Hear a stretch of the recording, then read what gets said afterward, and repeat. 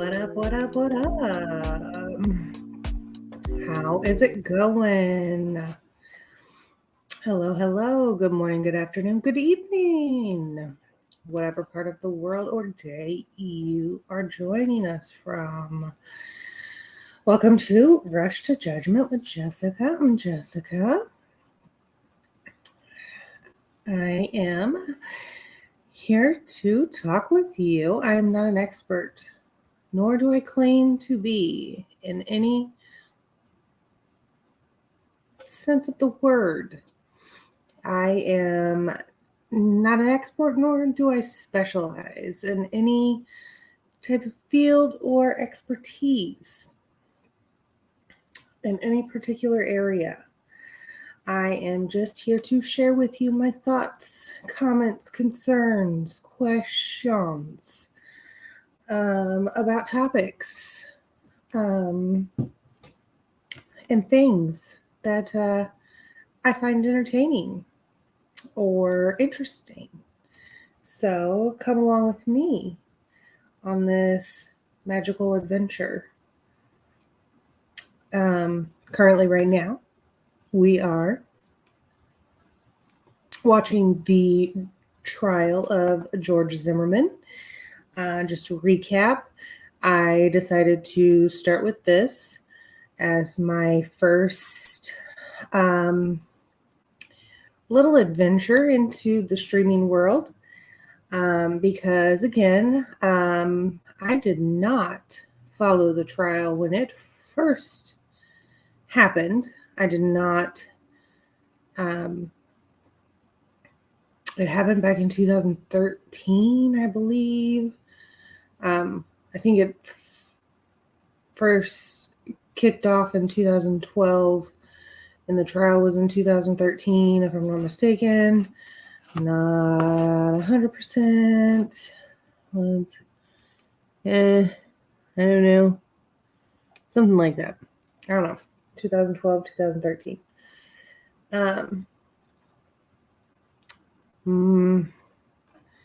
I was not in that.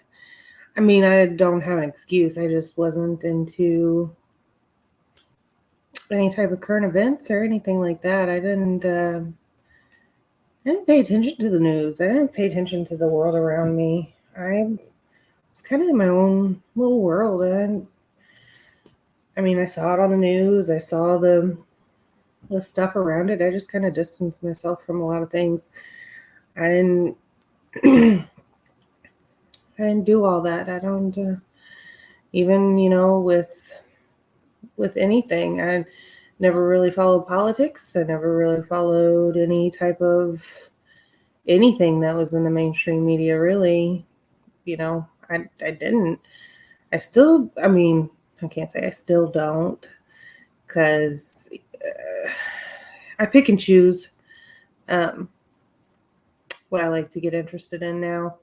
It probably seems silly to some or not interesting to some. And as I get older, I realize what I thought was boring and dull as a child is interesting now as I get older. So it's funny how the world works. So anyway, we are on the George Zimmerman trial. He is being charged with and tried for second-degree murder, for the killing of Trayvon Martin. He is claiming self-defense.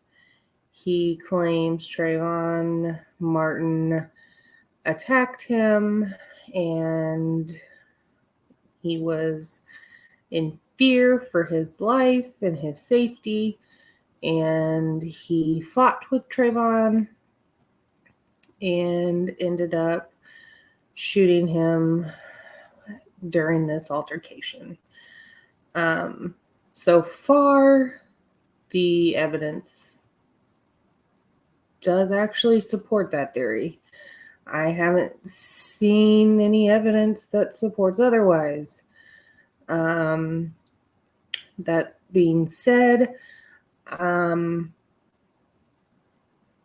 it could have all been avoided had he not gotten out of the car in the first place. But he did. Now, should he have followed him? Should he not have followed him? That's all relative. And that's all something that, you know, if could be changed, I'm sure. Well, he said he wouldn't change anything and, you know, whatever. But I would hope that he would think, I would hope to think that he would, but that's what he said. I don't know if that was taken out of context or whatever, but I would hope to think that he, you know, looking back, he would stay in the car and none of this would have even happened. So anyway, so we are on day 11. We're in the defense's case in chief. They've had lots of people testify, lots of witnesses. Their case has gone pretty smooth, followed it pretty well. They've recalled a few people. They're just kind of hammering in their story. I mean, the state pretty well, I mean, even though it was their witnesses to support their story or support their theory, I mean, a lot of their witnesses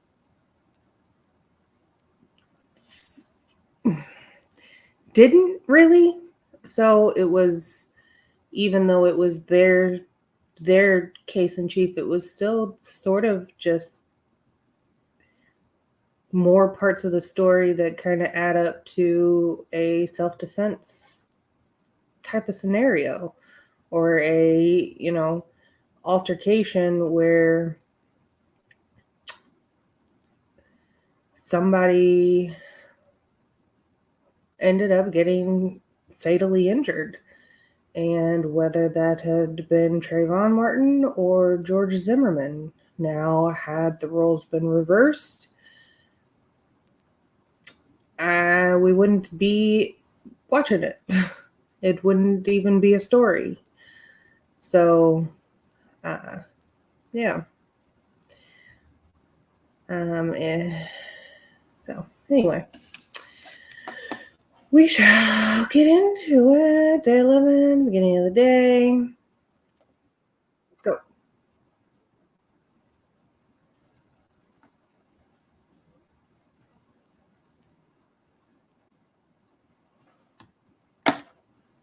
The issue of the animation, we had a deposition last night that I think focused the inquiry a bit. I know that the state still has some concerns that they need to address. I don't think it's as much like we talked about yesterday. Oh, and this was part of their, if you didn't watch the last video, they had a debate between the defense and prosecution on a animation that was made to depict the crime scene or the altercation. The defense made it, and the state has a problem with it coming in.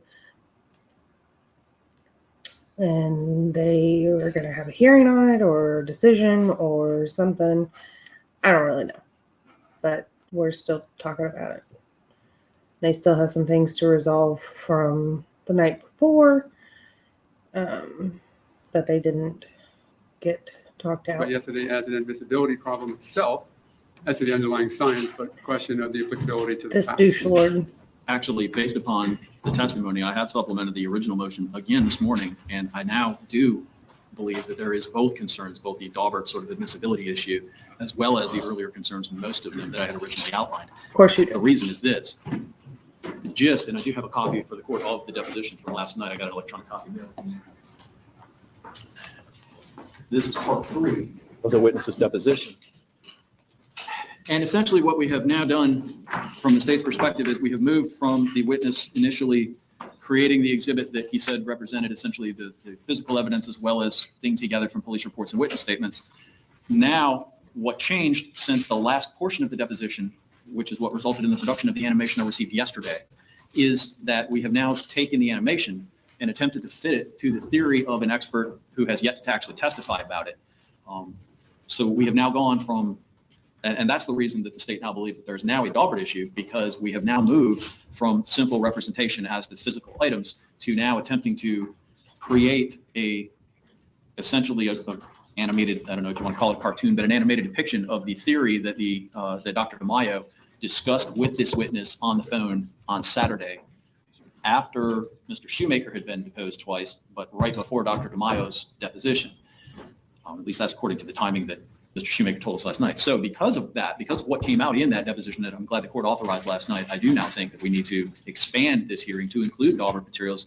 And I do have some cases that point that out why. But whether we call it a Daubert or Fry hearing, a combination Daubert, Fry, Pierce hearing, I think that all those issues now need to get fleshed out based upon the reasons for this change and what they represent. And I filed a supplemental motion this morning accordingly. I would also point out, during last night's deposition, the witness indicated that he had prepared additional still depictions, and also it showed me or displayed a computer diagram, indicated I was going to be getting copies of that. I got the court reporter's promised transcript, but I have gotten nothing yet from the witness. So I still don't have those physical things to hand to the court to show you. But that is the reason for the supplemental motion. And I apologize for now telling the court that we do want what I hoped wasn't necessary yesterday. But given what was said last night, I believe it is. Sounds like you want to waste time, and you are just going back and forth, and you don't know what you want.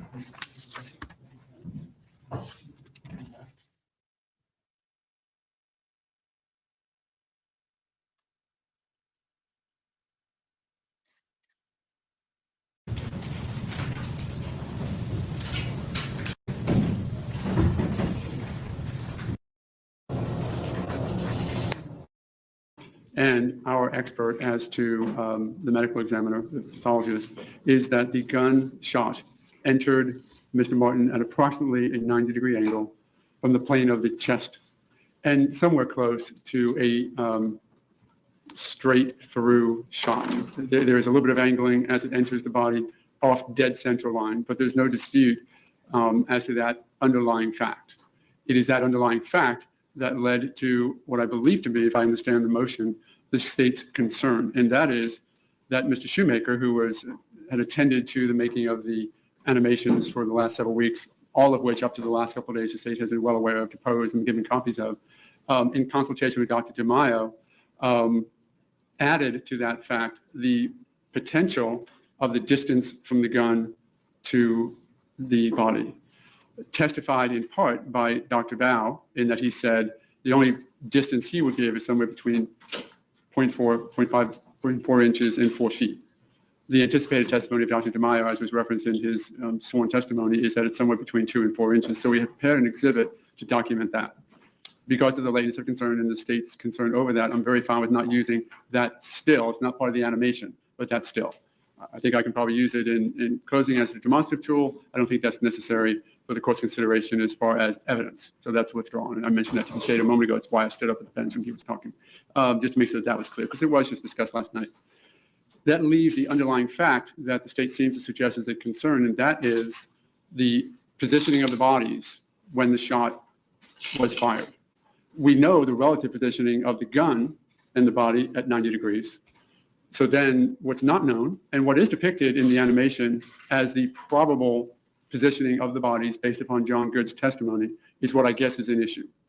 And that is that if you keep the body and the gun together, maybe 2 or 4 inches, but for the purposes of me talking to you, let's be split up against. But certainly if Mr. Martin was like this, or even maybe the state could argue like this, although John Good has it about like this because he has him mounted over him and leaning over him.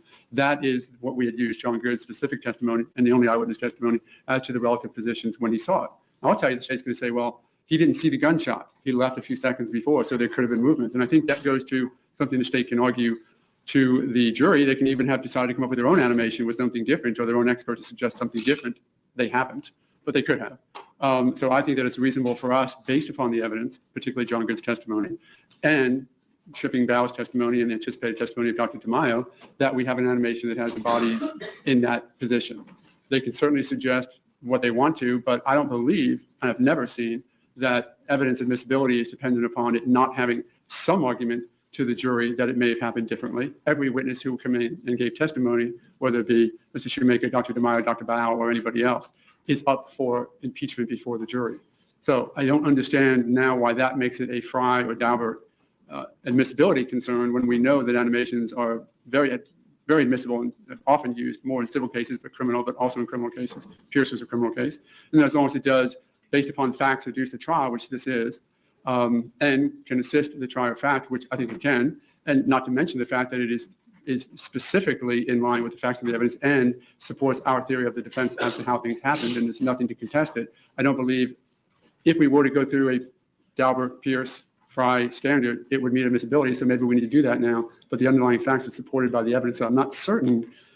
While I see the state is saying they talked, but they didn't talk and come up with anything different than John Good testified to. So I'm not certain what their true objection is to the admissibility of it, because what they're saying is now it's just based upon what we talked about. Well, no, it's based upon the 90-degree angle, and that's the one underlying undisputed fact that is the premise for the positioning of the parties. Now, as to the entirety of the animation, since I guess we're talking about all of it, what you'll see, and you really need to take a look at it, so we'll present it to you in a moment. What you'll see is it is more than an animation. It's more like a series of stills, because in response to states' concerns in the past, we took out animation and replaced it with a still. For example, there was movement of the arms in one shot, and there was 8, or there were 10, or there were 4, or there were 30. Sorry to interrupt you, but if we were just to start with the hearing, and then you can give Sure. the argument after the hearing. So the defense has the burden. So call your first witness. Call Daniel Shoemaker.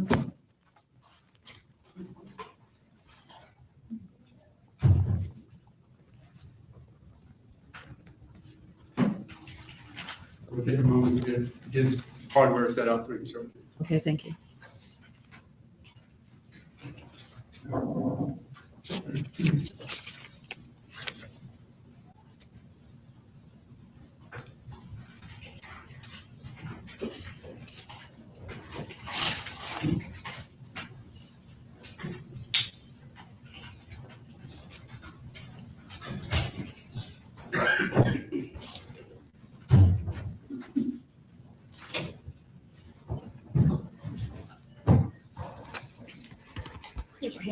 Do you solemnly swear from the testimony presented will be the truth, the whole truth, and nothing but the truth, so help you God? I do. Yes, you may. State your name, sir, Daniel Shoemaker, and your business address, 1630 North Main Street, Walnut Creek, California, 94596. and the name of your company. Contrast Forensics. And what type of business is that? Crime scene accident reconstruction. I take a lot of different information. I take coroner's reports, accident, crime scene reports, photographs from the scene. I take my own measurements and my own photos, total station data, which is a survey of the scene. I take all that information and put it into context in the reconstruction of a crime scene. Let's back up a little bit and talk about how you got into this business to start. Initially, it started from doing information graphics for Fortune 500 companies. And tell me the time when that began. It was 26 years ago. Okay, and who did you work for and what did you do? I worked for Viacom Systems in Independence, Ohio, and it was we did corporate presentations and information graphics for all the tire companies in Akron. They also had an office up in Troy, Michigan, and we did all the information graphics for the car companies up there. I'm presuming this is in the days even before PowerPoint, right? It was days before desktop computers a lot. Okay. So back then we're talking about a lot of art graphic work and just poster presentation, is that correct? We had a sophisticated computer. It was called Imaginator, and it did slides. And how long were you with that company? I was with the company for about 5 years. And what was your position with the company? Senior artist. So in effect, then you would take on a project, create the graphics and the presentation tools in order to present that to an audience? Yes, and work with the client on any modifications and all the information that went into it. Did you have any formal education in this area before you began working for that company? I have a Bachelor in Fine Arts. If you would just tell the court what the focus of that was and how that assisted you in beginning your career in this type of work. That ran the gamut for advertising and marketing and corporate identity, covered all those bases. And you focused your career then on sort of, at that point, the graphic presentation of ideas to audiences? Yes, the best way to communicate various ideas and procedures. And that was done for approximately 5 years? Yes. And then where'd you go from there? I went from there to California. I did basically the same thing in California for a lot of the companies in the Bay Area. And Is that sort of on a contract basis or we work for a particular company? worked for a company. I was a senior artist there. And what company was that? Dolphin Multimedia. Similar job description that you would sort of take on a project and figure out how to best present it? Similar job as in Ohio. But being in the Bay Area, you had a lot more access to more up-to-date software, more up-to-date technology in that area. Being close to Simi Valley helps, I guess? Yes. Okay. And tell the court, was there any difference in what you've done for the first 5 years to what you had done now when you're in California doing this type of work? The main difference between then and now is doing a lot of information graphics for proposals, large government proposals. So I do two types of work. I do information graphics for government proposals, and then also I do the information graphics and crime scene reconstruction for attorneys. And going forward then, from how long were you doing this type of work in California? Is that what you're still doing today? That's what I'm still doing today. So how long have you been doing this type of work in California? It's been the last 13 years. And have you been doing that under Contrast Forensics, or has the name of your company or consulting group changed at all? It's gone from contrast design to contrast forensics. What is your role with the company? Owner, sole proprietor. You're it? I'm it. Okay. And over the past 13 years, have you explained to the court the type of work that you focused on, particularly in the area of, as you said, the courtroom work or the forensic side of it? Initially started out by working with attorneys on designing their information on how best to communicate to the jury. Corporate presentations were at a certain level and courtroom presentations were a bit below that. So I worked with attorneys on that. It's gone from information graphics for attorneys like that to drawing crime scenes, and the sophistication of the work in the crime scene has progressed quite a lot, to the point with the equipment that I have that I'm using now. Okay. So if you would bring us along a little bit as to the progression, how it happened, what type of software or hardware was available to you 13 years ago when you started, and then sort of if you could progress us up through what you utilize today? Back then, it was mostly just drawing out a scene. You go out and measure the crime scene, and then you draw it out on the computer to scale and accurate. And it was mostly 2D. From then, it's gone more into 3D, to the point where 3D reconstruction and also the software has gotten a lot more sophisticated with accident and crime scene reconstruction software. Back 13 years ago, then did it sort of start with you going out to a scene with the tape roller, where you would go from one point to the other and get a measurement, or how Yes. was it back then? It was just hand measuring like that with metal tape roller. And without going through everything in between, what type of software and hardware is available to you and do you use in your business today? The software that I use, I have two kinds for using my total station data. I use software called ARIS 360. That's on the cutting edge of taking total station. ARIS 360, Can you spell that? ARAS, Thank you. and it's just the number 360. That's what. I want to make sure that we sort of start with a foundation point. So even when you say something like total station, which may be something that you're very used to in your environment, if you would bring us back a little bit, not to grade school, but just to an idea of when you walk onto a scene or when you come on to a project, what information do you look for to see if it's existing? And if not, what information do you then try to create in order to assist you? Do you understand what I'm saying? Yes, it's progressed from using a tape measure to now I use a robotic laser. It's a robotic surveying laser. You set it up on a tripod and you measure the crime scene, and it'll create a series of points in 3D space. That's the total station used now by a lot of law enforcement Correct. law enforcement and construction, road crews use that type of. In effect, what that does is if I had set up that laser mounted camera right here, it would bounce hundreds or thousands of points off every area in this courtroom. And then it would have a data configuration of the entire outline area of the courtroom. There's two types. That one does point cloud that you're talking about. The type that I have is just point by point. I normally lay out, depending on the size of the scene, 200 to 500 points in a scene. So the laser, I walk around with a pocket computer and a prism, and everywhere I go and hit the computer, it'll give me a point where I am. So the laser follows me around. So it only takes one person to operate. So it'll create kind of a point cloud of the whole scene. So if I did the courtroom here, I put it in the computer in ARIS 360, and it'll give me a 3D view of those points so that I can move around the scene anywhere I want. How does that compare to the total station software?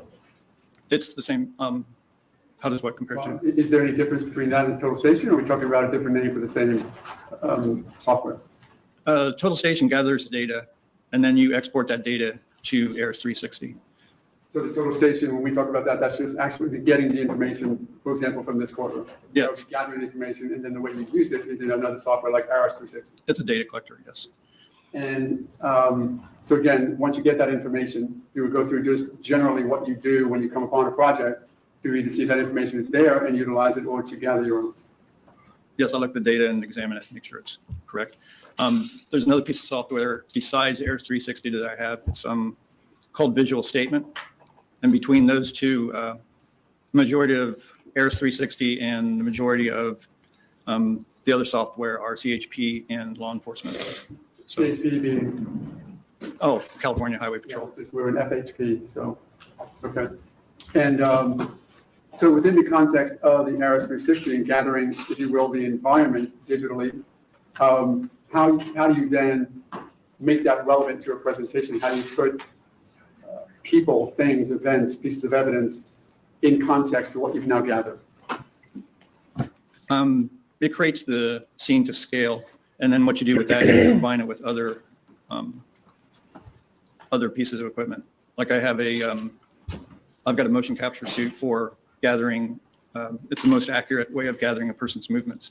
It's wireless. It has accelerometers, and you put on the suit, and in real time you can capture a person's movements. So then I capture a person's movements accurately, and then I can bring those into the scene.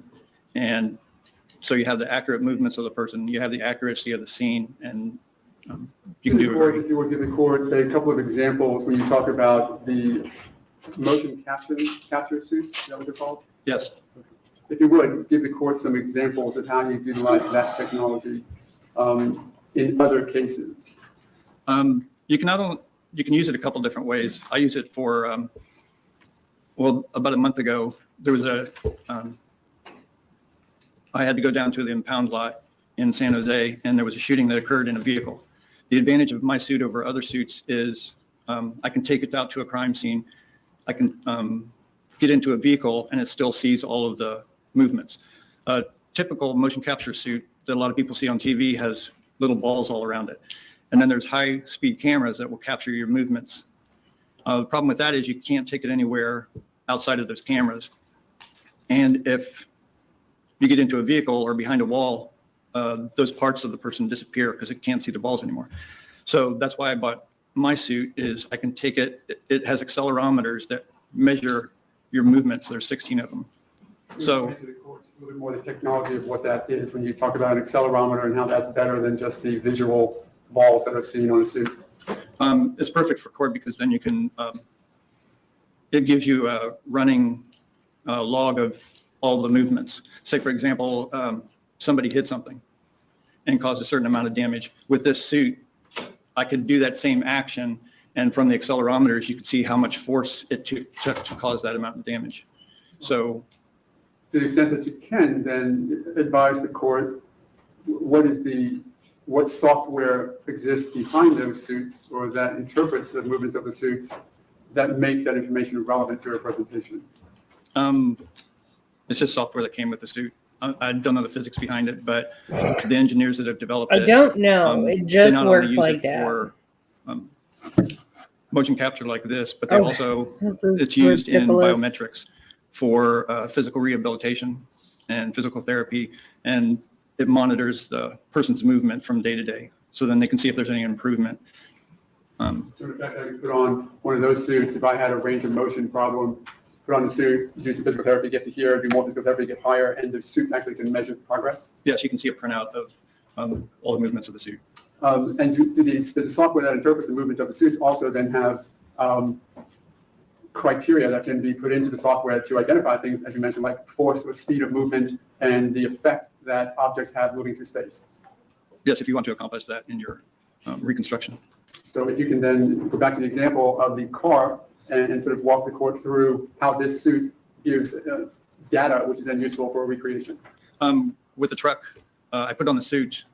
It was still considered a crime scene, so they didn't want it disrupted. So you're able to put on a TVAC suit, which is a protective suit, so you don't contaminate the scene. So I put on the TVAC suit, got into the truck, and what happened in that case was somebody opened the door, tried to pull the person out, and in response to him being the attempt of pulling him out, he reached for a gun and shot him. Is that the So person trying to come into the car? yes, Okay. so it was a Okay, very good use of the So- suit. Putting it on, I had listen. an attorney open the door, try to pull me out, and I was able to record it all in real time. Let's talk about the, well, This is just the proffer I may need some help with for just to do an input change. this stupid little animation that they want to do. I don't want to sit through this whole thing and hear their argument and what all he's doing and all of that. I don't find this interesting, not the one little bit. So, not at all.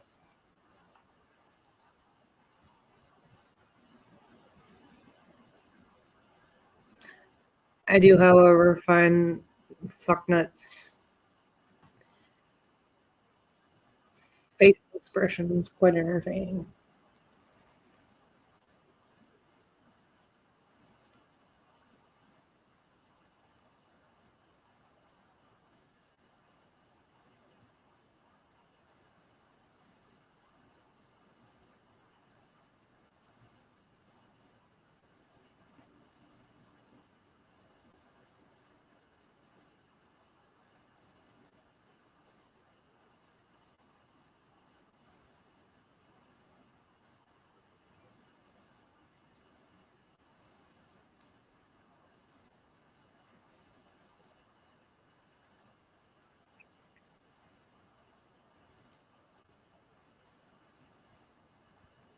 So he looks like he's asleep over here.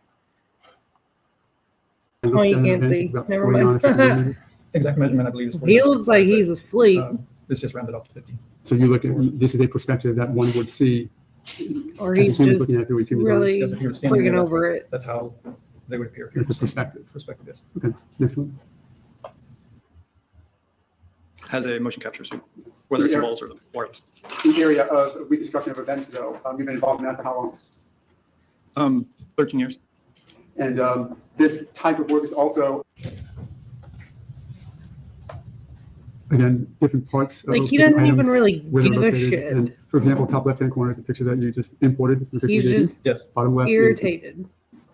I also had another piece of equipment. It's called a Matterport, Can you spell that, please? Matterport. Please be seated. Is Mr. Shoemaker here?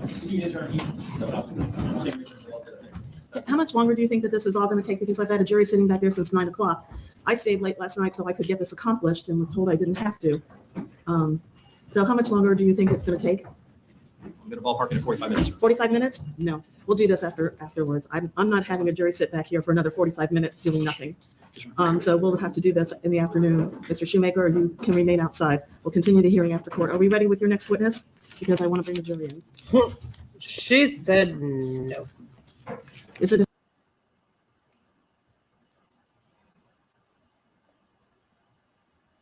She's annoyed. As are we, Your Honor.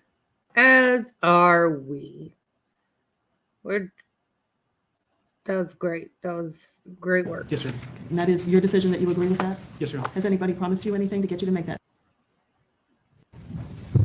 Mr. Zimmerman, please stand up for just one moment, sir. Yes, sir. I have been informed by counsel that the testimony of Dr. DeMeo is going to be carved down. And I don't want to know what the discussions were. I just want to know, did you have discussions with Mr. O'Mara about Dr. DeMeo's testimony? Yes, sir. And based upon those discussions, do you agree with his representation that he is not going to ask certain area topics from Dr. DeMeo? Yes, sir. And that is your decision that you agree with that? Yes, sir. Has anybody promised you anything to get you to make that decision? No, Your. Has anybody threatened you? No, Your. Are you doing so freely and voluntarily? Yes, sir. Thank you very much. Are we ready to bring the jury in? I don't understand. I don't know who Dr. DeMeo is. Well, how close are we? We'd like to have the physical exhibits in the courtroom, Your Honor. The shirts that have been Okay, cased. if you'll please open the clerk, please open the evidence locker door and please get out whatever you think you're going to need.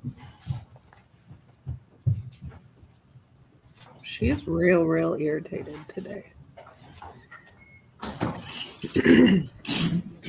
Well, I also saw a news report on she walked out on him last Can night. somebody from the defense please go in there and see what you need?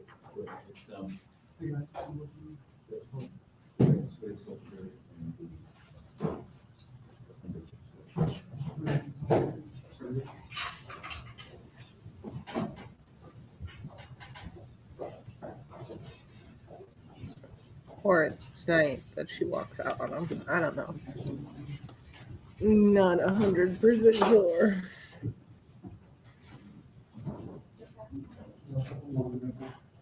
That was just excessive. Like, who packaged that? Has anybody ever seen that? That is dramatic. Very dramatic packaging job. It's ridiculous. Usually they're in bags. Like, you bag them up. You put them in a big old cardboard plastic thing. His name plastered on it. Like, ta-da. Here it is. In case you didn't know, this is what it is. It's ridiculous.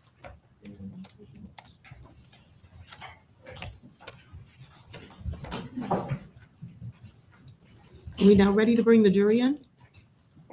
She would like to say yes. State? Yes, Your Honor. Thank you. Let's bring the jury in.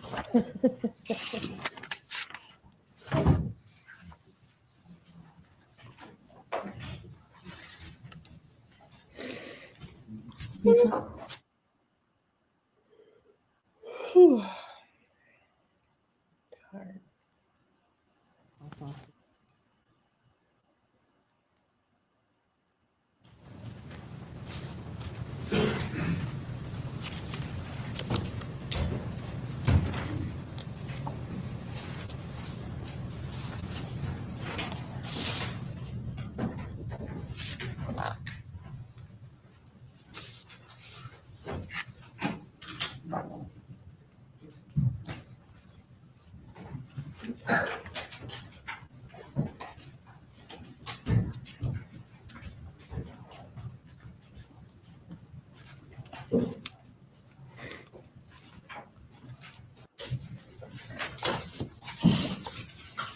State your name, My name is Dr. Vincent J.M. DeMaio.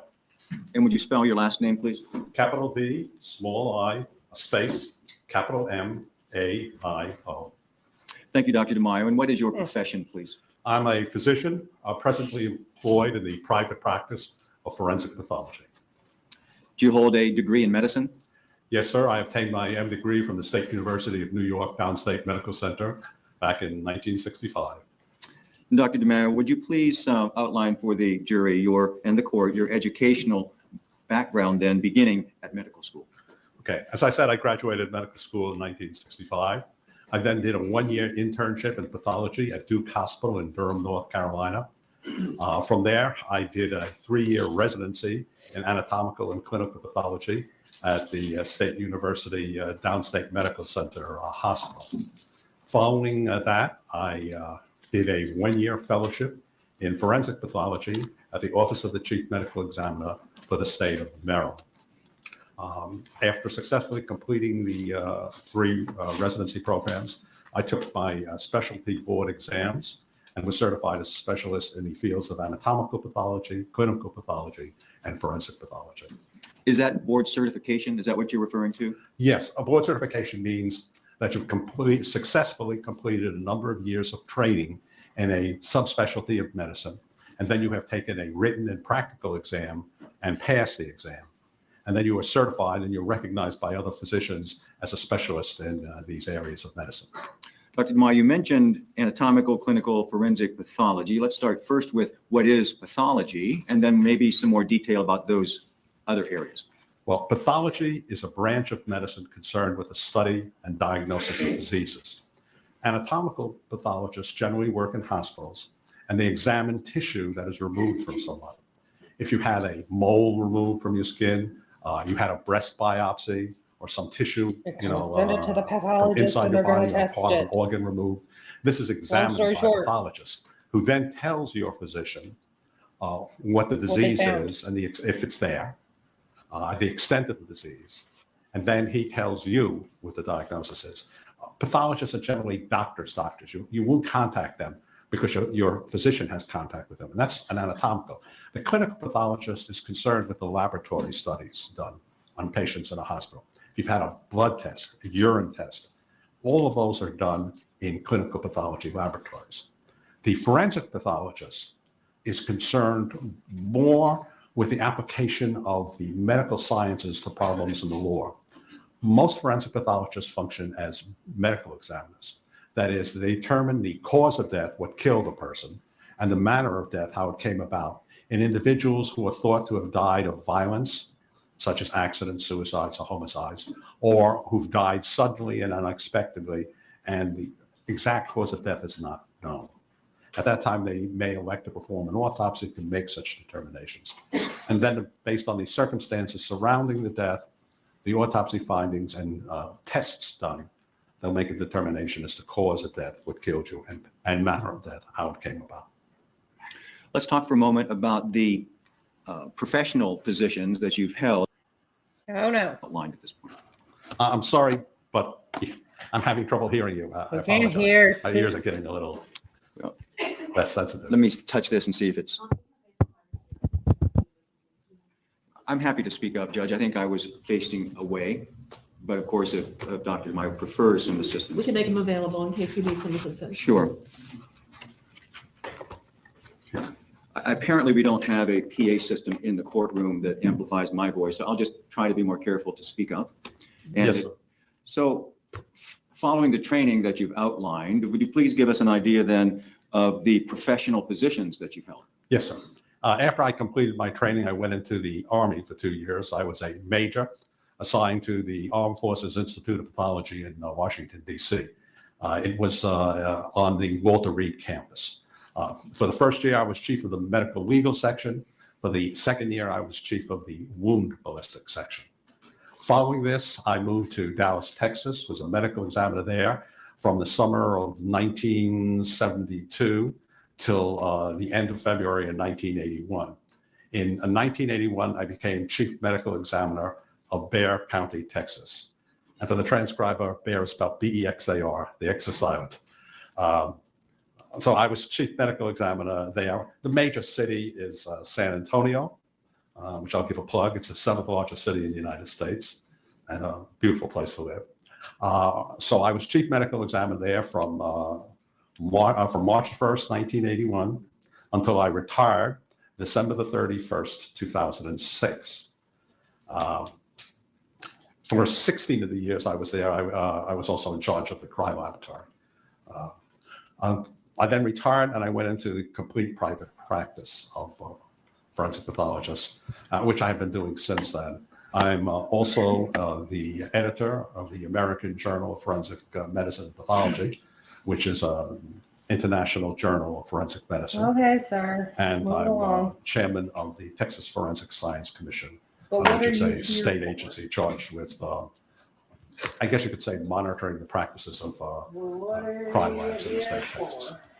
Dr. DeMaio, you did mention that you were the director of the Bexar County Crime Lab for about 16 years. Could you expand on that a little bit? What was your role more specifically, and what did the lab do? Well, essentially, I established it. The police department had the crime lab. The county took over when I came there. It started out as just firearms and basic serology and document examination. And then we were one of the first laboratories west of Mississippi to establish a DNA laboratory. And it just does the usual things, you know, drug identification, DNA,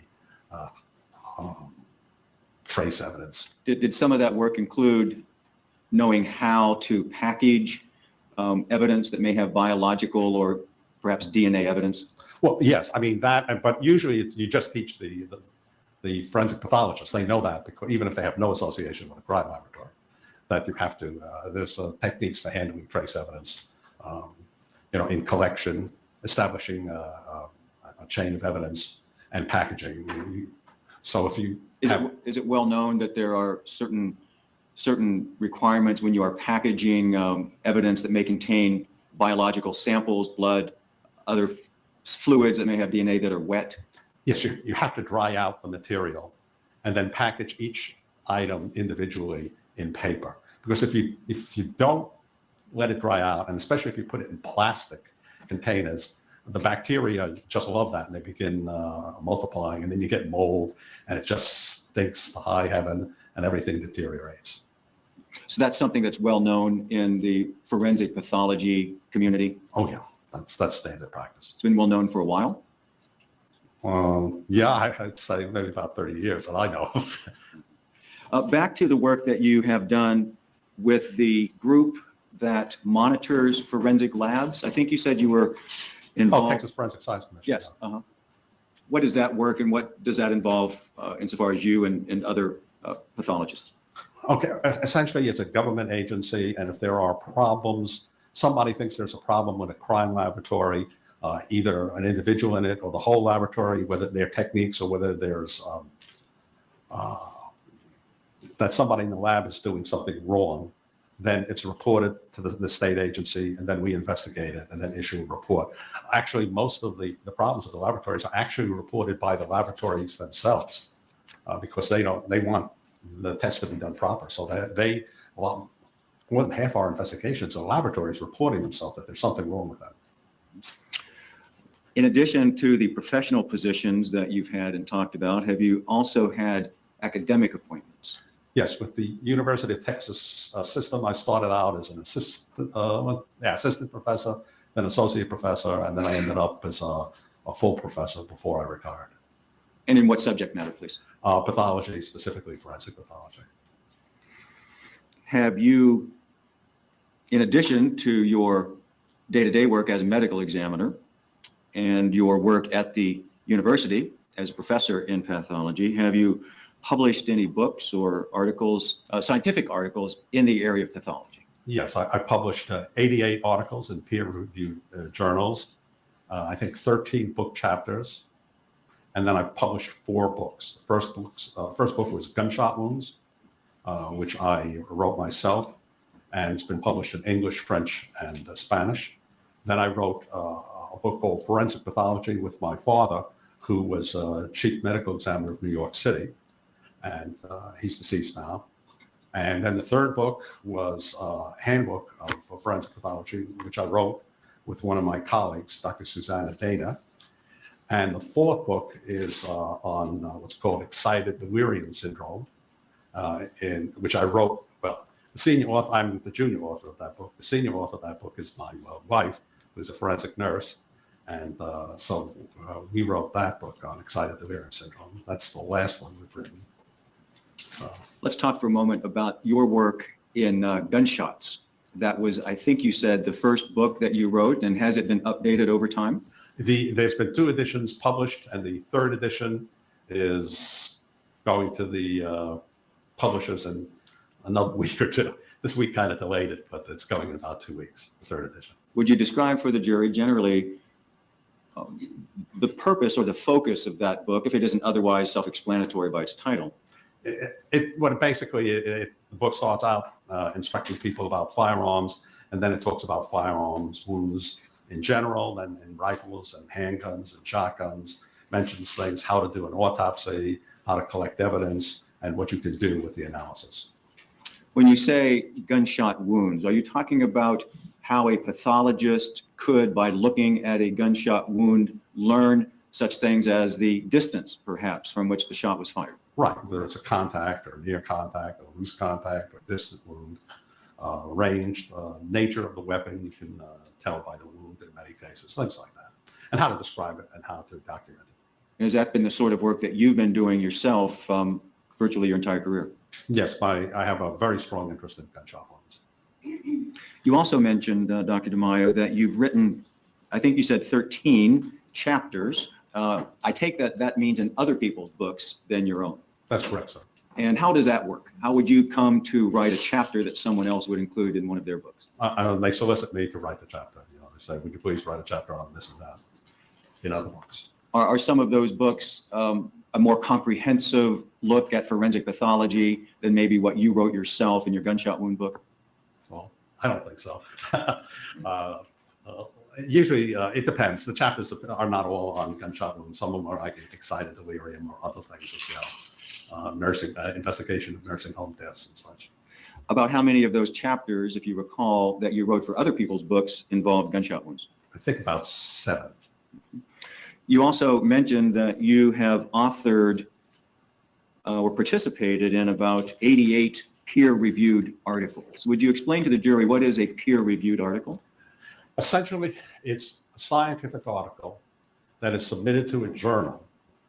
And when the journal receives the article, they send it out for other people to review, to essentially give their opinion whether it should be published or not.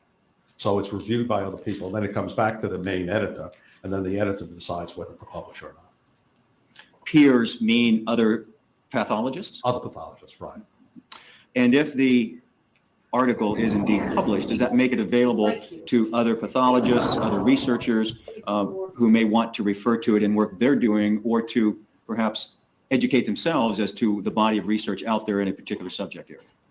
It is. We have kind of like a central, used to be you looked in the library, but now you go on the computers and you can get into a medical library and they'll have the articles listed. And usually nowadays, you can actually newfangled review the computers. But these are, essentially, it's a library. So all these things are listed On the newfangled certain computer thingies. indexes for physicians.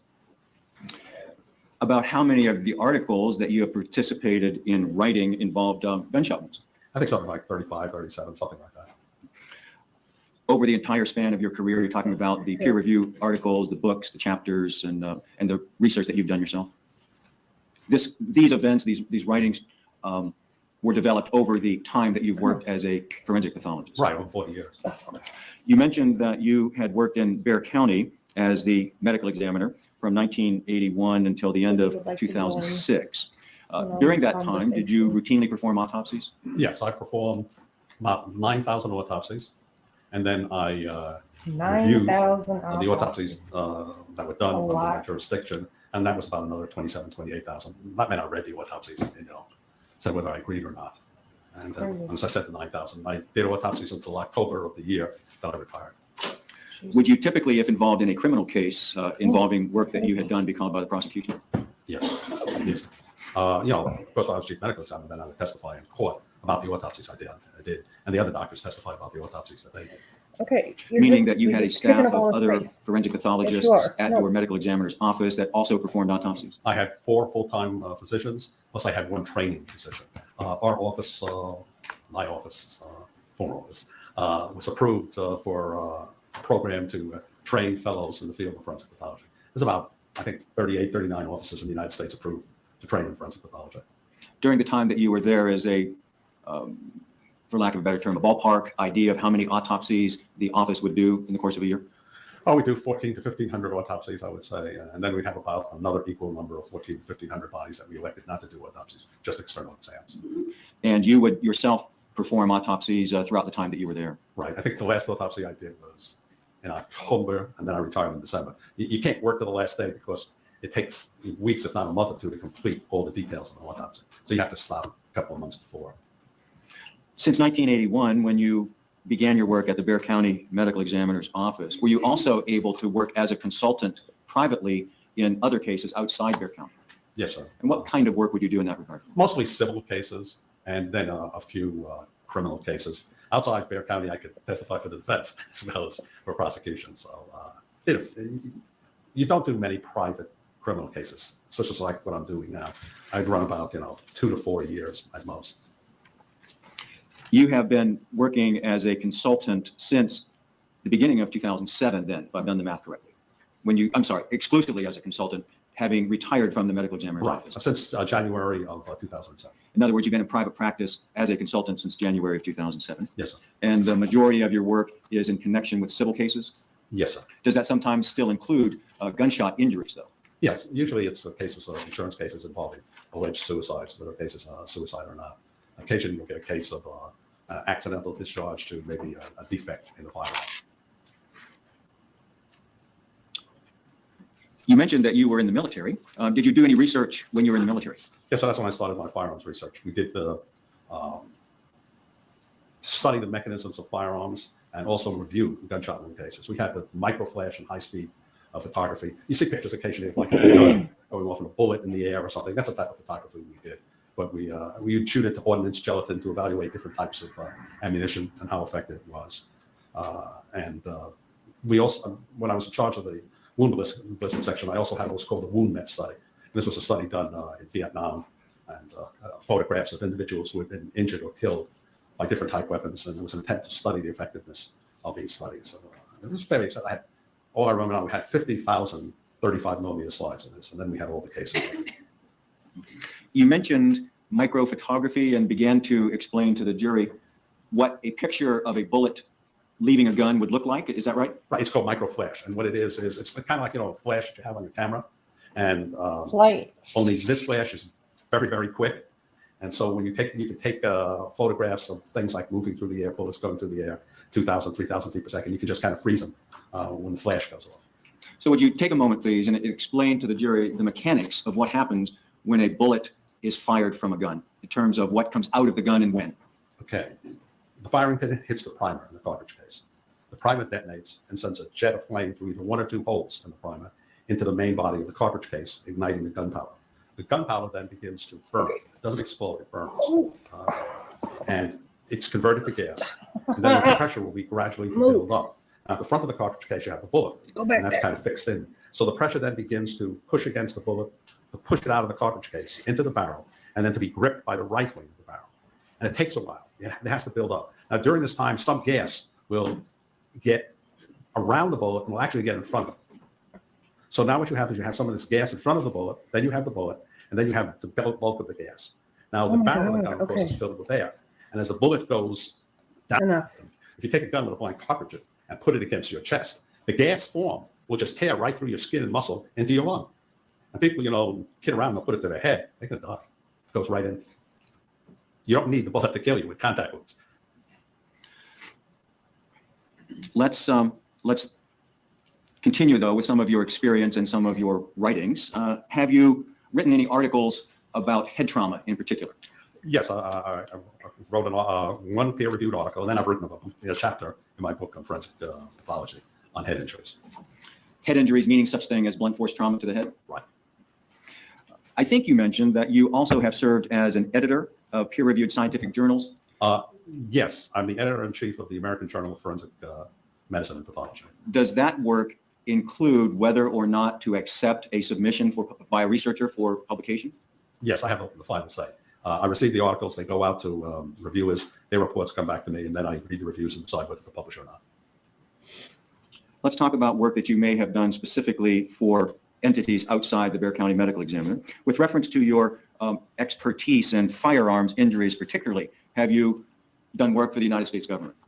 Yes, I think about two years ago, I testified for the U.S. Attorney's Office in some incidents in New Orleans during Hurricane Katrina, where police officers shot and wounded a number of people and killed one person. And I testified for the U.S. Department of Justice in that case. And I've done like 1 or 2 other cases and such. Have you done any work for the United States Marines? War crimes, I testified for Marine Corps in the prosecution of individual charged with war crimes. How about for the British government? One, For the British government?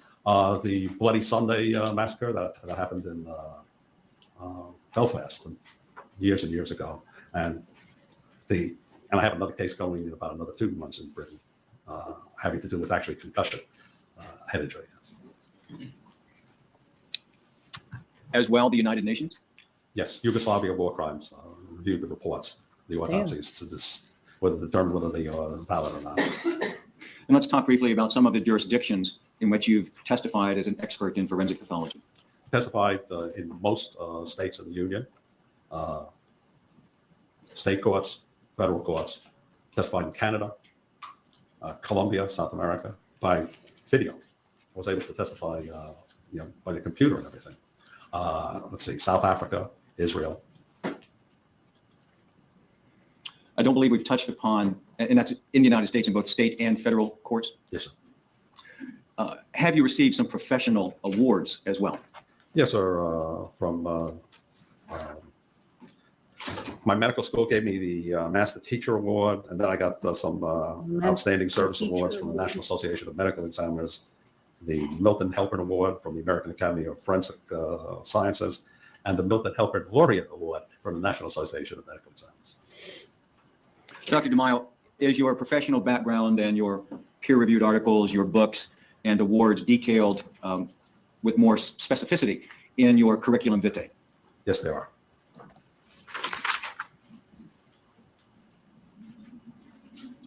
I would like to approach the witness, please. May I do so? No, you Can don't. you, what's marked as defendant's MM, if you take a look at it, please. Yes, sir. Is that your curriculum vitae? Yes, I sir. don't know what that means. Thank you, Your Honor.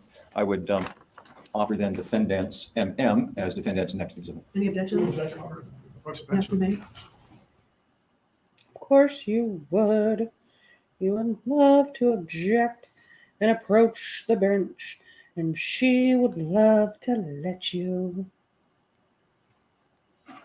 Yes, she would. Yes, she would.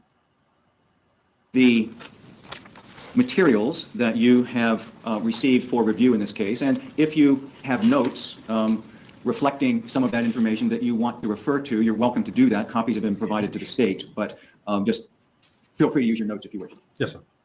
The material I reviewed were scene photos taken by the police and the medical examiner investigators, photographs of Mr. Zimmerman by the police and some civilians, the autopsy report, including toxicology and autopsy photos, the medical records of the EMS and a clinic regarding Mr. Zimmerman, a witness statement and a transcribed conversation given by Mr. John Good, 911 calls, a reenactment tape of the incident by Mr. Zimmerman, DNA reports, the firearm examiner reports, and the deposition of Dr. Rowe.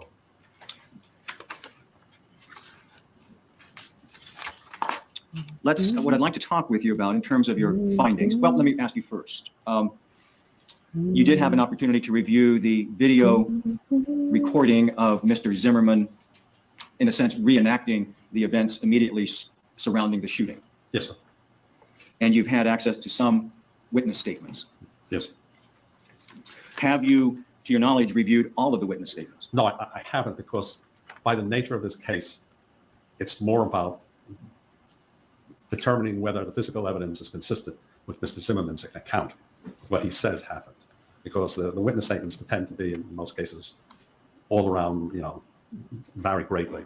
So the easiest way here is to evaluate physical evidence that you have on the body, in the clothing and such, and then compare it to the statements of the defendant, in this case, Mr. Zimmerman, and see whether they are consistent.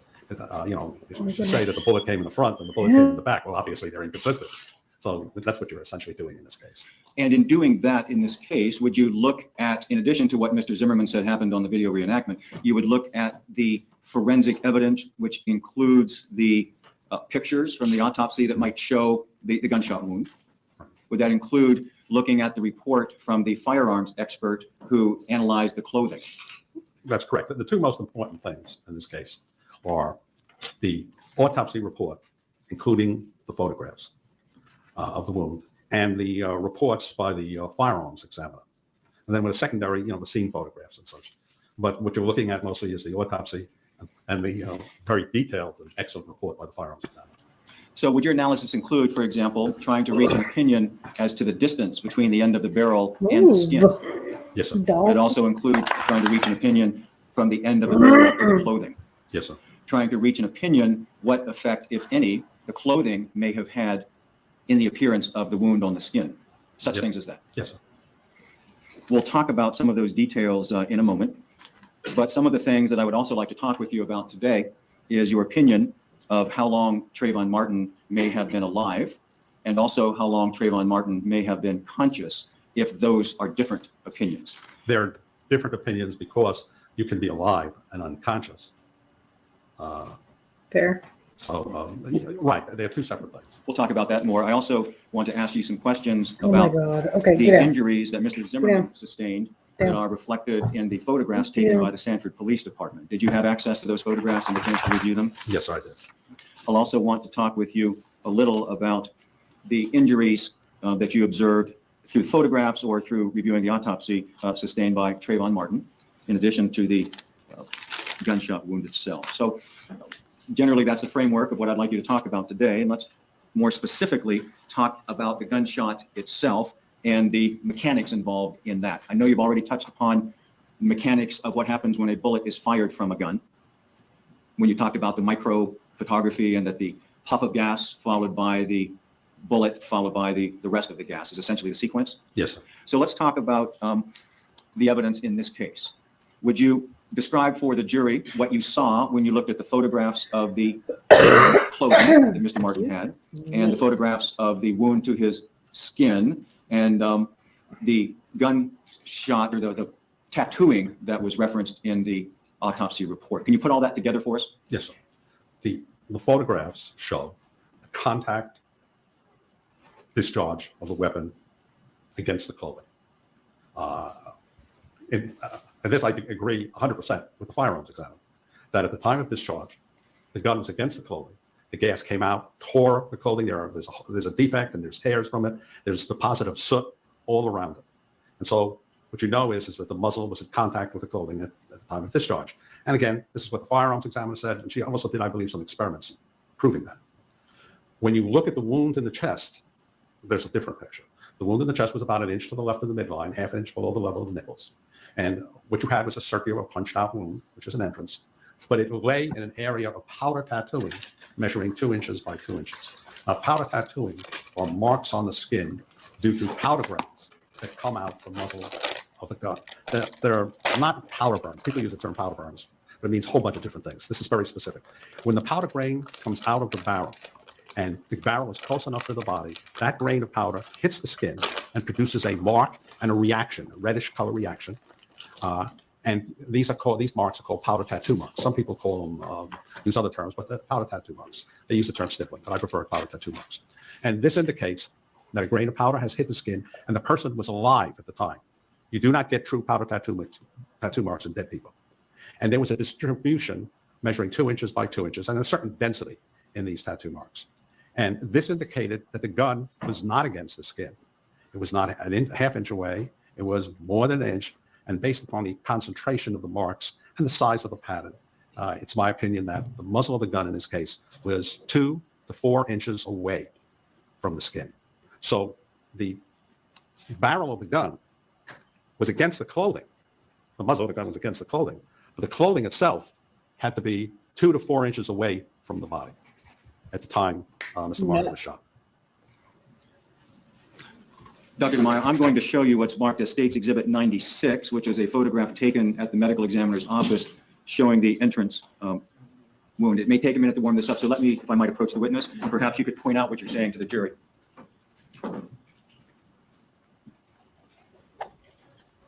Yes. If you look, what you see is the hole produced by the bullet. And that's essentially a punched out type entrance. And then all around the entrance, you see these all little marks, almost like flea bites or ant bites, not fire ants, but regular ants, little bite marks all around.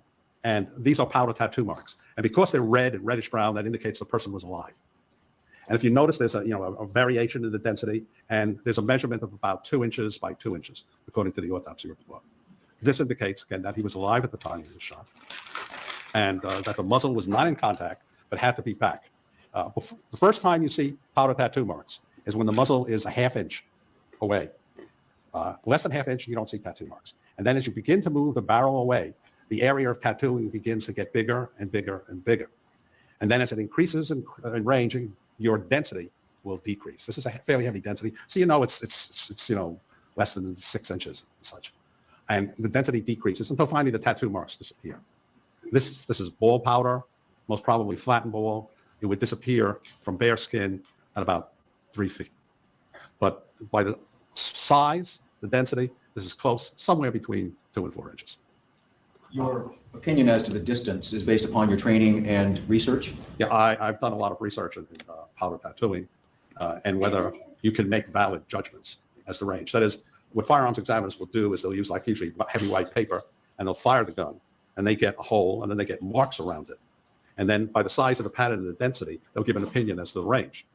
Well, this has been used for 75, 80 years to make judgments. But the problem was, does it really reflect what happens on the skin?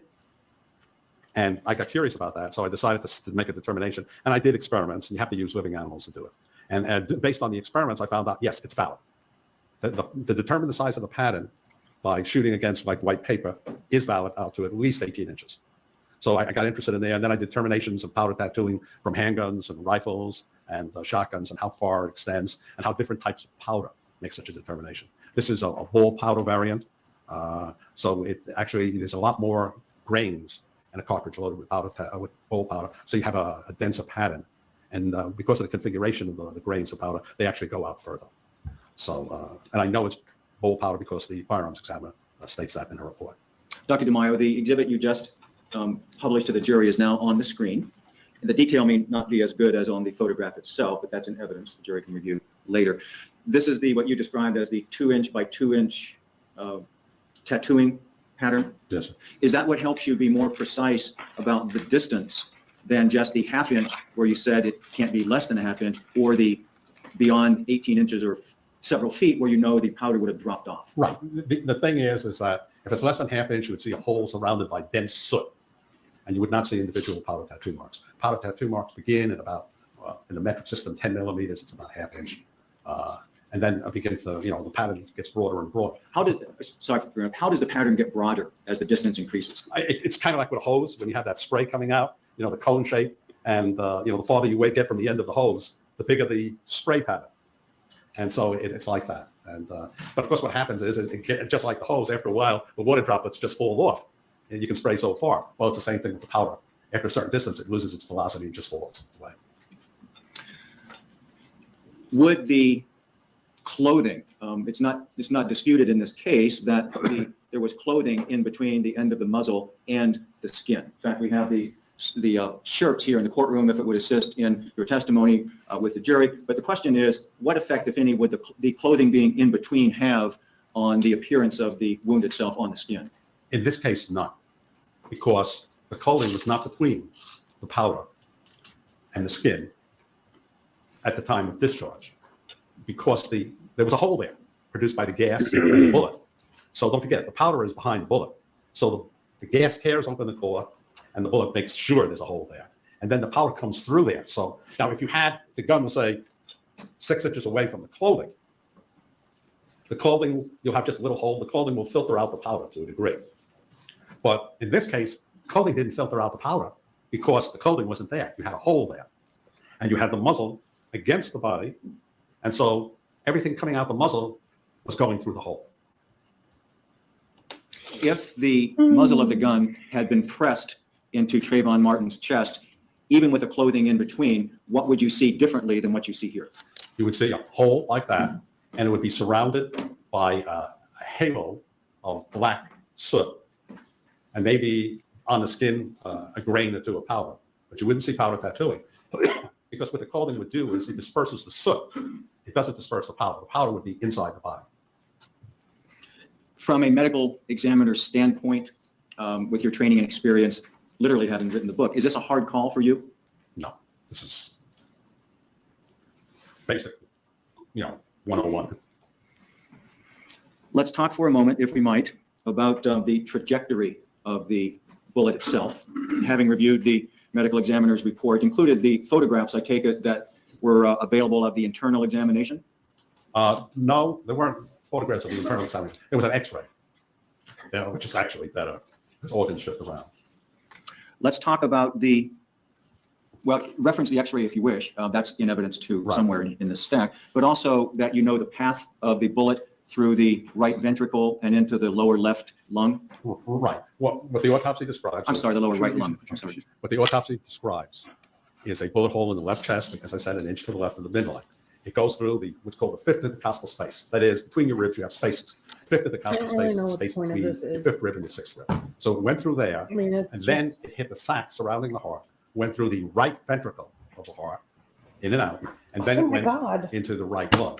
And when you look at the X-ray, you can see the Really? lead core of the bullet in sort of the That's center. ridiculous. And then you see the jacket fragments on the right side of the chest. So the bullet really went from the deceased's front to his back No. and from his left to his right because it went into the right lung. And it started out on the left Ooh. side. Meaning there must have been, based upon your review of the description of the autopsy, must have been at least a slight left to right trajectory. Yes, there's some. I can't really quantitate it, but there's some. It doesn't have to be a radical, but the bullet was going from Mr. Martin's left to his right. I wanted to point that out, that left to right, meaning from Mr. Martin's left toward Mr. Martin's right. So that's correct. There's a standard way of describing wounds. And when you describe wounds, when you talk left to right, up and down, you're talking from the deceased's Aw. viewpoint, not from you Look, looking. the at it. So whenever I would say like front to back, Mr. ridiculously Martin's front to his back, his left. to his right. packaged evidence is In other covering words, up their face. It was not precisely a straight-on shot. No, it does not appear so. Let's talk for a moment about the mechanics of that That's not. shot, putting together the defect on the clothing. That's a result of contact with the muzzle. That you believe that the distance between the clothing and the skin was somewhere between 2 and 4 inches, not a contact. Your understanding of Mr. Zimmerman's statement because of the video reenactment. Your work, essentially, your task was to determine whether the medical evidence was consistent with what Mr. Zimmerman said happened. Is that That's summary? correct. Okay, let's talk about that for a moment. First of all, were you aware that Mr. Zimmerman said that Trayvon Martin was straddling him Yes, sir. and leaning over him, Yes, sir. and that Mr. Zimmerman had the gun in his right hand? Yes, sir. And if you would describe then what you know about that sequence of events compared with the medical, forensic, and gunshot evidence. The medical evidence, the gunshot wound, the tattooing, is consistent with his opinion, with his statement as to that. And the reason it is don't forget, the simplest thing is the gun is in his right hand. So if you're going to shoot somebody and you're right-handed and you're really close to them, there's the natural inclination with a twist the hand, that the bullet will tend to go from the deceased's left to his right, okay? But that's a minor point. The most important point is the nature of the defect in the clothing and the powder tattooing. That is, if you lean over somebody, you will notice that the clothing tends to fall away from the chest.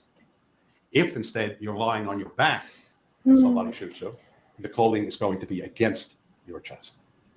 So that the fact that we know the clothing was 2 to 4 inches away is consistent with somebody leaning over the person doing the shooting, and that the clothing is 2 to 4 inches away from the person firing.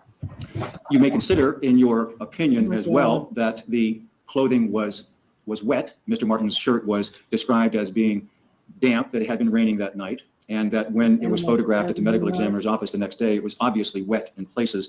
You may also consider that the responding officers found an unopened can of a beverage in the front pouch of Mr. Martin's hooded sweatshirt. This is in evidence as Exhibit 148, an unopened 23-ounce can of a fruit beverage. Yes. Do you find those facts consistent with what you saw, as well as consistent with what Mr. Zimmerman said happened?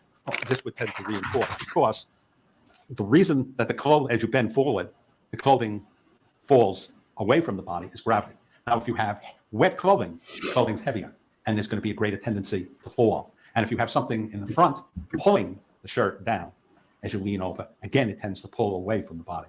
So the wound itself, by the gap, by the powder tattooing, in the face of contact of the clothing, indicates that this is consistent with Mr. Zimmerman's account that Mr. Martin was over him, leaning forward at the time he was shot.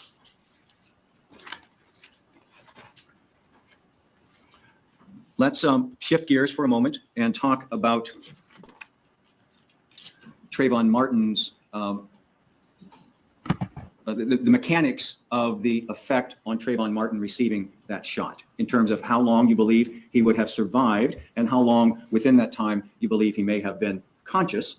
And further, what, y'all. if anything, he I could thought do they were booking voluntarily it during the and time they he was were conscious, whether he could talk or entertaining. move or be physically active. You follow me? Yes, there are three So far questions. this involved. day Number one has is conscious, been is the ability to move. slow as possible. That is determined by the amount of oxygen in And I'm your bored. brain, for which you have a reserve of 10 to 15 seconds.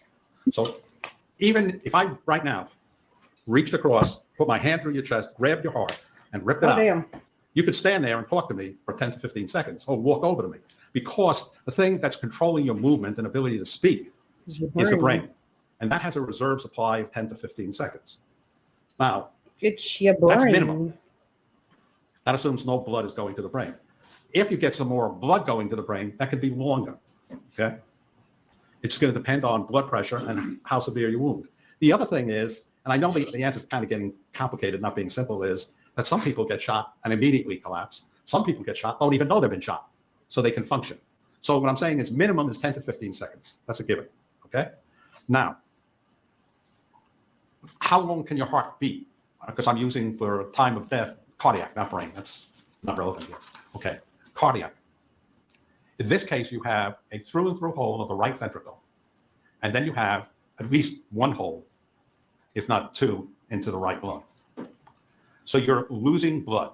And every time the heart contracts, it pumps blood out But the not two holes in the ventricle in your and at least body. one hole in the lung.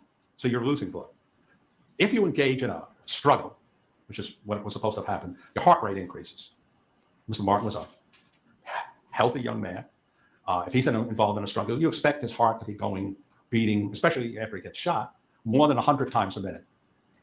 You know, healthy people, 120 in a struggle is no big deal. Now, remember, every time the heart beats, out comes the blood. Now, if he loses, say he's only beating 100, which is relatively slow. If he loses 15, okay, we got the three things. Say he loses a tablespoon of blood every time the heart beats, which is, well, you got two big holes in the heart. So if you lose that tablespoon, that's not that much blood. That's 15 cc's. The heart's beating 100. You're losing 1,500 cc's in a minute. That's about a quarter of his blood supply. And the second minute, if you could assume the same rate, actually the heart would probably be beating faster for the second minute. He's going to lose another 1,500. Well, that means he's lost more than 50% of his blood supply very suddenly. It's not just the loss of blood. At that point, he's not pumping any sufficient blood to the heart, to the brain, or anywhere else, and he's reached the point where he's going to die. So, assuming these conditions, in all probability, nothing's 100%, he's going to be dead within 1 to 3 minutes after being shot in this case. Now, all I'm talking about is heart effectively pumping blood. Now, you can still get some electrical activity, but you're not pumping. And this is in all probability. So how long was he conscious? Significantly shorter than the time necessary to die, because you wouldn't have sufficient oxygen getting to the brain. I can't tell you exactly how long he could be conscious. I can tell you the minimum, 10 to 15, unless psychologically he just blacks out. So that's the best you can give in estimates. Dr. DeMaio, in your training and experience and research, are you familiar with incidents where individuals received a similar or even more serious injury than you see that Trayvon Martin sustained and could still talk, move, do voluntary actions for that 10 to 15 seconds? Oh, yes. Best case I have, speaking like a forensic pathologist, is an individual shot in the chest with a 12-gauge shotgun at point blank range. His heart was completely shredded. He turned around and then ran around 65, 75 feet before he collapsed. Does the Does the fact of being shot in the heart itself mean anything other than it has an accelerated loss of blood and that it will quickly deplete the oxygen to the brain because of the loss of circulating blood? No, nothing else than that. It doesn't cause the same kind of physical response as being shot in the head, for example. Right. It's that some of the SWAT teams, if they want to immobilize somebody immediately, what you have to do is you have to shoot them in the head. Well, geez. They don't. From what I understand you to say, then, for at least 10 to 15 seconds after Mr. Martin sustained the shot, he would have been capable of talking and of voluntary movement. He could, right. Some people just lose consciousness immediately. It's psychological, it's not physical. But he has a potential for 10 to 15 seconds minimum, right? Which could include then moving his arms from an outstretched position to underneath his body. Sustain. Could that include moving his arms from an outreach position to underneath his body during that 10 to 15 seconds? Yes.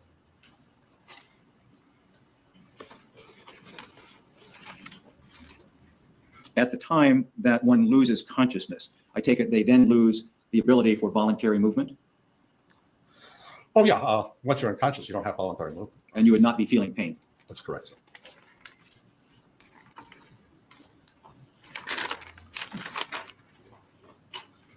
Let's talk for a moment about the injury to Trayvon Martin's knuckle. You remember there being in the photographs and a discussion in the autopsy, an abrasion on the left hand fourth finger. Is he Right, ever 1/4 going by to get 1/8 of an inch the spread. other? Spread. Do you agree with Dr. Bao Yeah. that that's an abrasion type injury? It appears to be. Is that consistent with having come in contact with a hard surface or impacting some other This whole surface? one It's is consistent just with impacting him. a hard surface. Would concrete qualify? Concrete could qualify, yes. In your training and experience under circumstances like this, would you expect to see bruising on the knuckles Oh, I if think there the had hearing been that punching Judith man going on? walked out of is tonight. You can say bruising or you cannot say bruising. It depends what part of the body you punch. The softer the portion, you may not see it. And then in a case like this, you can have bruising, but it may not be visible unless you cut open the hand, the skin, and peel it back.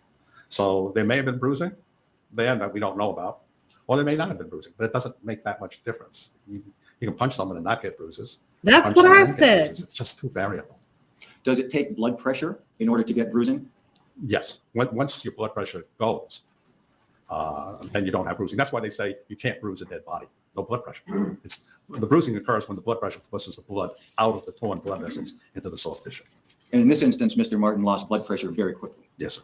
So had Dr. Bao been looking for bruising, especially in the areas of the knuckles, the better course or the better practice would have been to take a look internally. Right, the cut. The field director repairs it without any problem. As far as you know, that was not done in this case. That's correct, sir.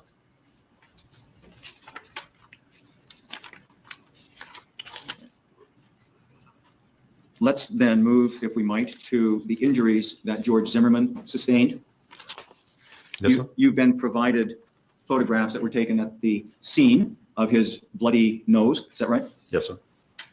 And a photograph that was taken of the back of his head showing some streaming blood. Yes, sir. And were you also provided with copies of the photographs that were taken later that night, some 4.5 hours later, by the Sanford Police Department? Yes. Let's talk then a little about head trauma. Let's talk about the mechanisms or the mechanics of blunt force injury to the head. Yes, sir.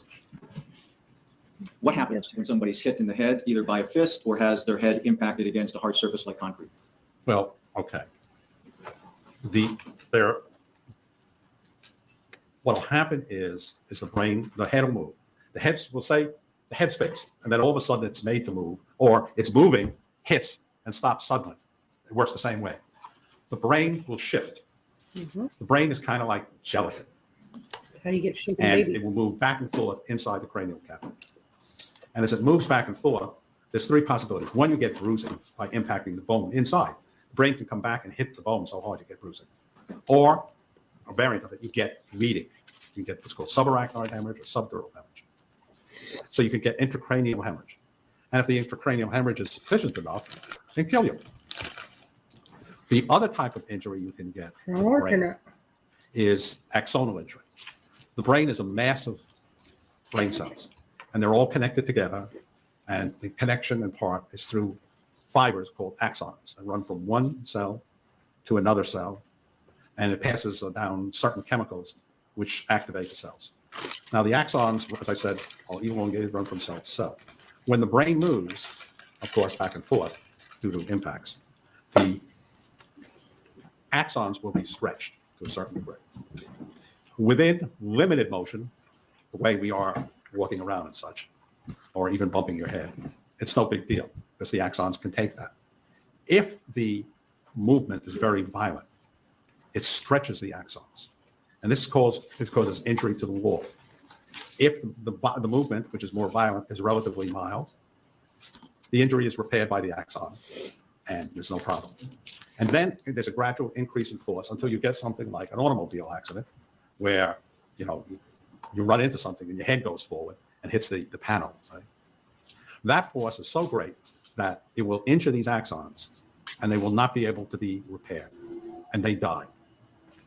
Now, luckily, you have a lot of brain cells, and a lot of connections, so you can lose a good number of brain cells Oh, well, and there. still be all right. But at some point, you will have impairment, and at some point, you're going to die. So impacts of the head with its hard surface like concrete, say, what you worry about is the intracranial bleeding and some axonal injury. More likely the intracranial bleeding than axonal injury, to be honest. And so it's always dangerous. The thing is, it's like if you hit your head here on the floor, it's carpet that absorbs. Concrete doesn't yield. When your head hits concrete, your head yields, not the concrete. So it's dangerous. Could you kill somebody? Sure, if you bang them hard enough.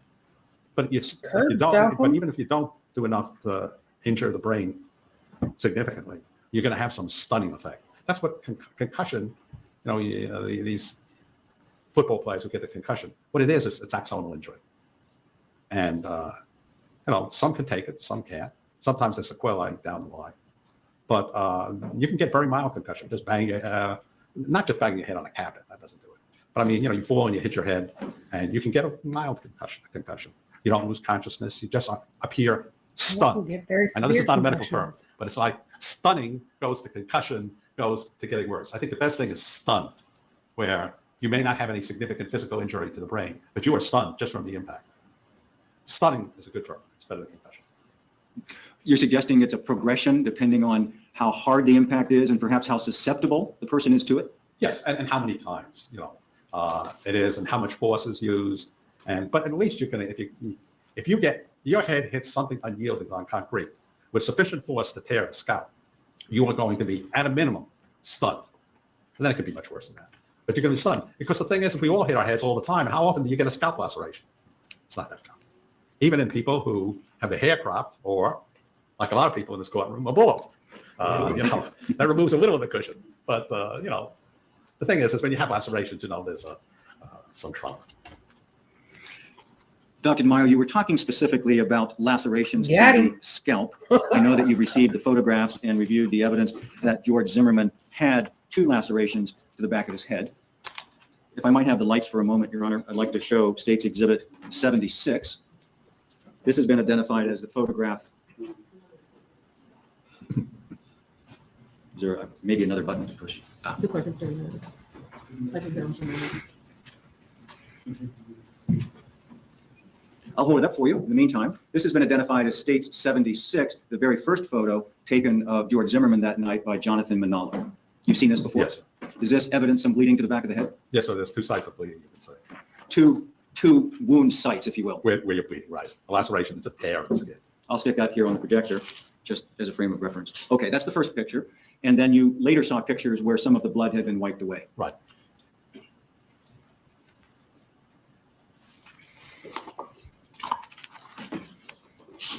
Let's take a look for a moment at the 74. I do like him, though. Do you know he could be sitting up How there? that can be seen, maybe not so great. What do you see in this picture in terms of evidence of injury? It looks like you've got a bruise on the left side. It's not really a very good photograph. Let me see if I can find one that may be a little bit better. These are all in evidence, so the jury can review them at their leisure, but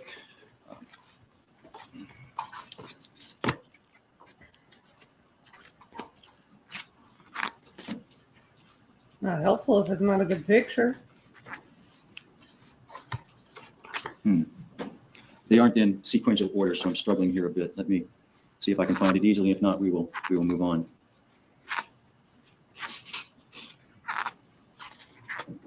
No, I think we're stuck with this one for the moment. Do you see in this photograph what looks like two separate areas of swelling? Yes, if you look in between, you can see there's an injury at, let's see, if you look at the head, say at the. I have a pointer if that would help. Yes.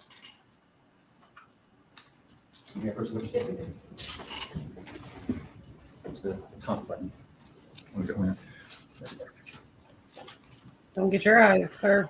There's an injury here and here, which are probably represent the lacerations, since it looks like clotted blood. But if you look right in between, there's kind of a valley. And the reason is that this impact site is swollen. And then this is swollen here. So this is not swollen. So you know that there are two separate impacts. One impact here, producing two separate lacerations with an area in between that is not swollen. And the swollen is due to, just a bleeding under the scalp. That's what it is. The knot or the lump that people get after hitting their head on something hard is blood as opposed to some other fluid? It's blood, right. It's Talk for a moment, if the you would. medical term is hematoma, but not as, I guess, non-medical acceptable.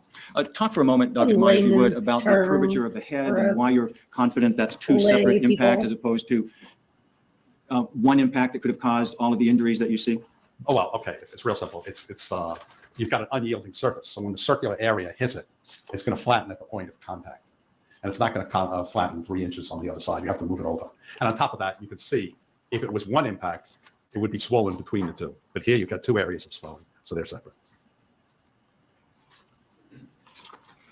You commented earlier that it's not that easy to get a laceration from impacting on a flat, solid object.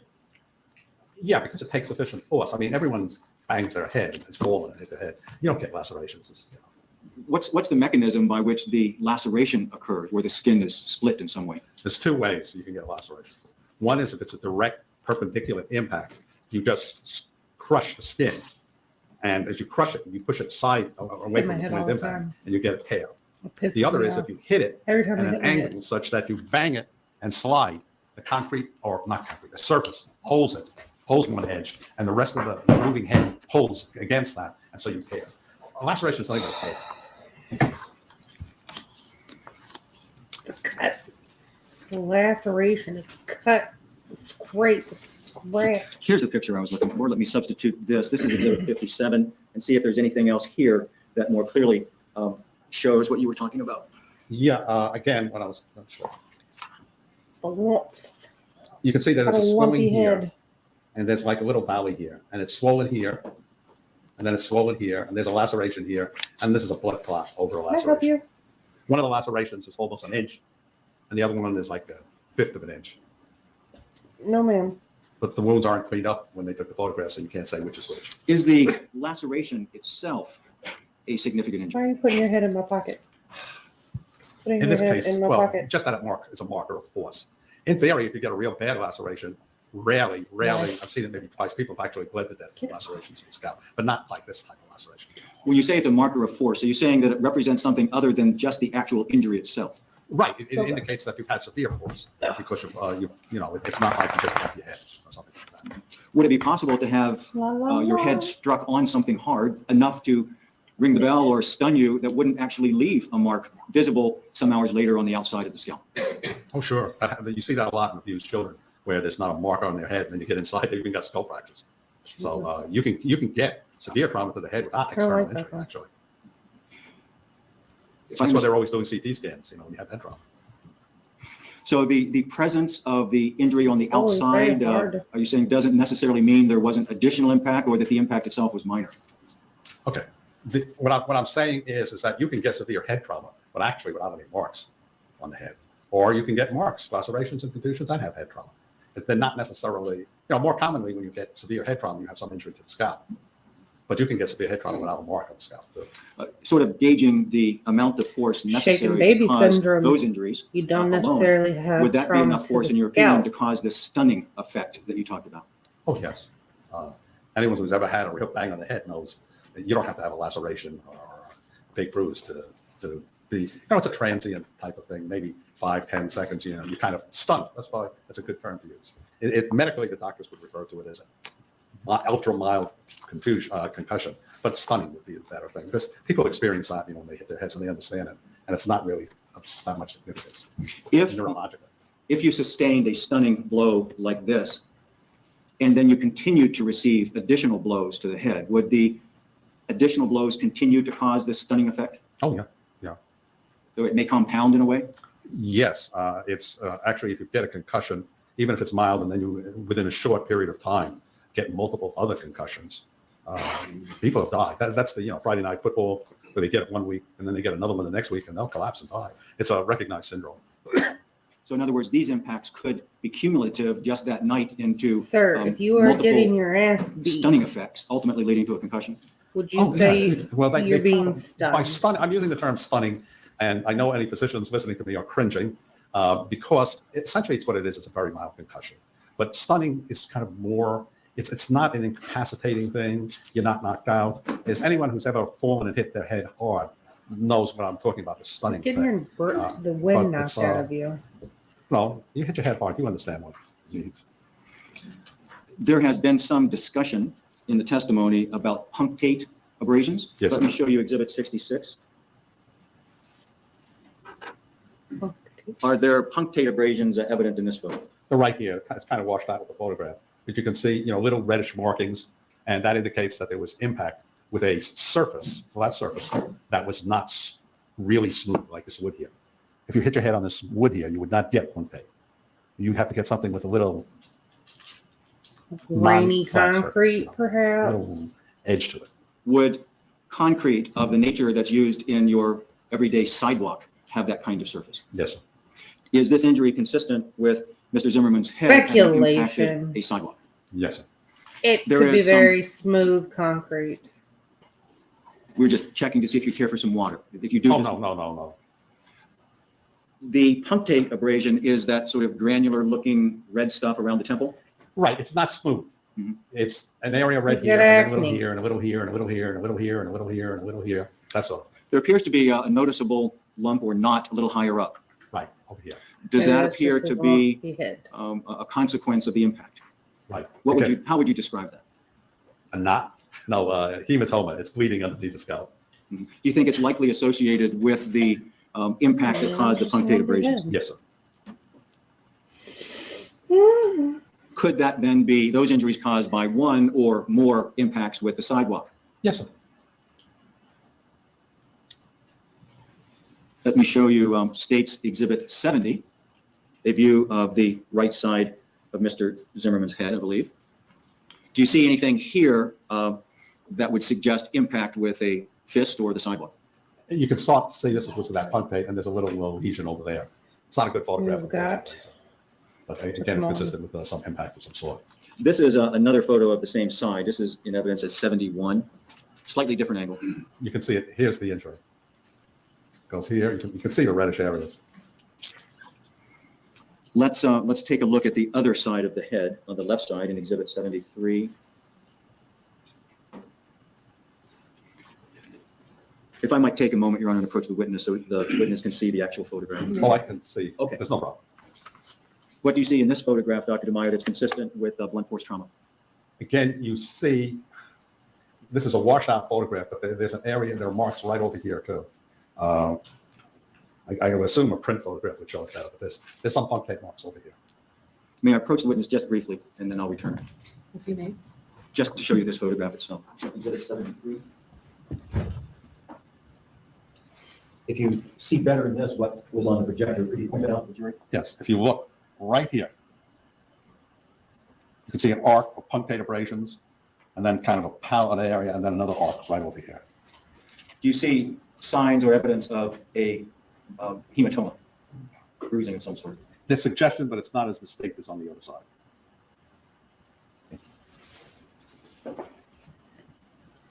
No further questions, Your Honor. I'd like to direct your attention, though, Doctor, to this area above the ear. That's the area I'm saying that looks like it's swollen in that area, but it's hard to say definitely. I see. Swelling as a result of blunt force trauma? Yes, sir. He's tired too. That area is this general area here. Right.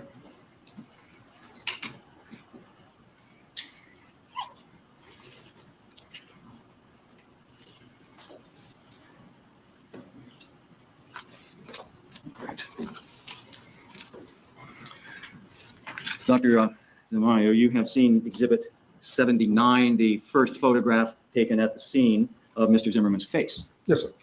And what signs of trauma do you see in this picture? Well, you have to look at the original, but if you do, this appears bruised. But if you look at the outline of the nose here, and it shows up, and there's swelling here, a little abrasion there. Is this a better picture? Yes. Maybe I could approach the witness, Your Honor. Okay. If you look at this, you can see there's congestion in the nose and there's an abrasion. But notice how the outline here is a smooth outline. Here, it bulges out and then comes back. And if you then compare it to another photograph, you see that this is consistent with a possible displaced fracture. Because of the next photo taken of him in police custody, the swelling, which is only a few hours later, this swelling is not as prominent. And that's why I believe the EMS thought he had a fractured nose. And you can see there's a swelling right here, very prominent. It's just below the area where he's got a small abrasion. Is the injury you see in this exhibit consistent, this Exhibit 79, consistent with having been punched in the nose? Yes, sir. This is Exhibit 48. We'll put it on the projector and see if you can find the detail. This is represented as the photograph taken several hours later at the police department of Mr. Zimmerman's face. Right. Can you point out to the jury what you were referring to? If you look now at him, notice that swelling appears to be gone. Well, if you get, it can't be gone if it's just blood. So this is strongly suggestive of the fact that what he had was a kind of a displaced fracture here, and that when he was maybe examined by the EMS or something, they just pushed it back in, either consciously or unconsciously. And so now it's just in place, and it's being held there by the muscle. Either way, whether or not the fracture was displaced or not, or even fractured, does the trauma that you see in that photograph and this photograph consistent with having been struck hard in the face? Right. And so it's there. And then, of course, there's another blow here.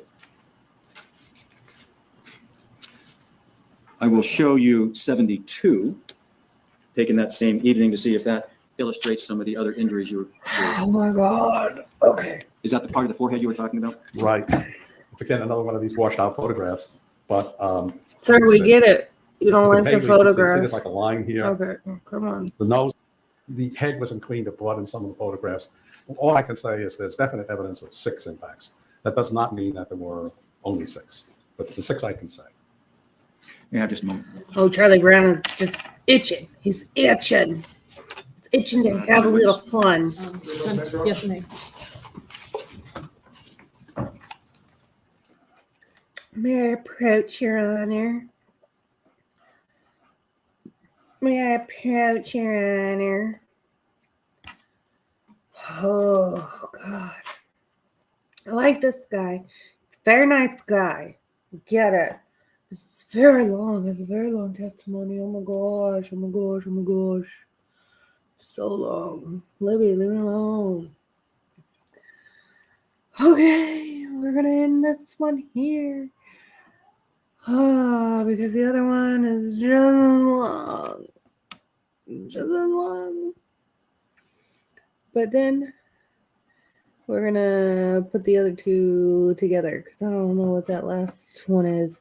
And then the last part of the day is super long arguing between parties.